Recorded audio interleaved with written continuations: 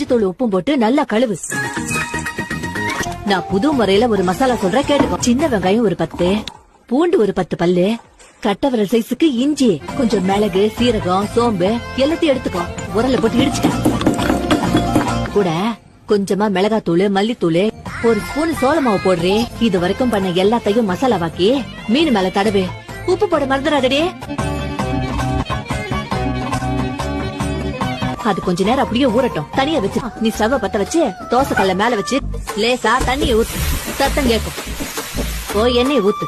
கொத்து கருவேப்பிலைய உருவாம அதுல வெயி. அது மேல மீனை வெயி. அடுத்த மீன் எடுத்து வெயி.